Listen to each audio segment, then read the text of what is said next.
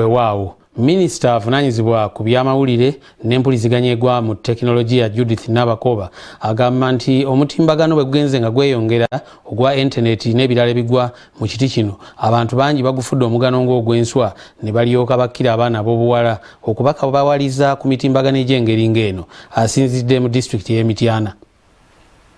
Minisita Judith Nabakooba ow'ebyamawulire empuliziganya ne tekinologiya asinzidde mu disitulikiti ey'e Mityana n'alambika ku bigobereddwa mu kukuza olunaku lw'abaana abawala abakyalina okusoomooza okw'amaanyi eri ababatunuza mu mbuga ya sitaani. Omulamwa gw'olunaku luno guli kukozesa emitimbagano okutyoboola, okunafuya n'okukyokoza abaana abawala n'abakyala.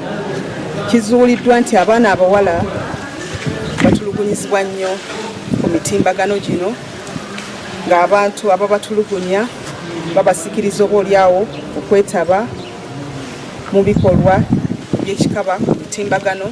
Minisita Nabakooba anokoddeyo emitimbagano okuyita bakagw'ensonyi abakabawaza abawala ne babajja ku mulamwa ogw'okusoma, n'asaba okwegattira awamu okulwanyisa ebikolwa bino.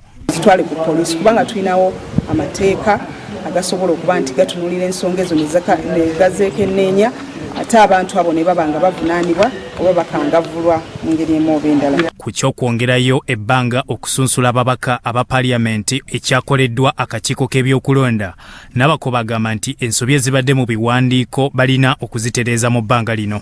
N'olwekyo tusaba gwe abadde tannamaliriza kutuukiriza byetaagisa n'obukwakkulizo bwonna obwateekebwawo okukozesa zino ennaku ebbiri ze batuwadde oba essatu, olabe ng'ebintu byo obitereeza bulungi, otuuke olwokuna oba olwokutaano ng'osobola okwewandiisa okusobola okuba nti naawe ovuganya ku kifo ky'oyagala okubanga ovuganyaako. Abavubuka abazigiridde enteekateeka za gavumenti ezireeteddwa mu bitundu byabwe bazeenyigiremu bave mu kwekubagiza.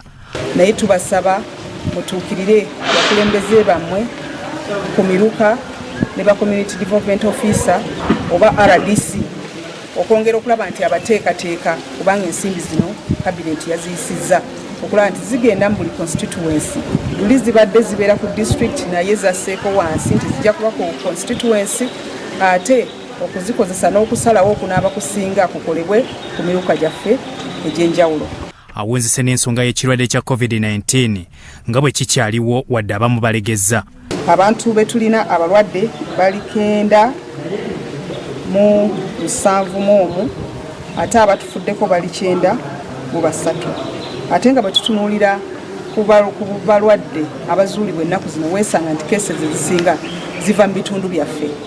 Mu bitundu mwe tuli kitegeeza nti COVID takyava bweru naye kati ali mu ffe mwatambulira. Bikuŋŋaanyiziddwa ekitongole ky'amawulire ekya Salt Television.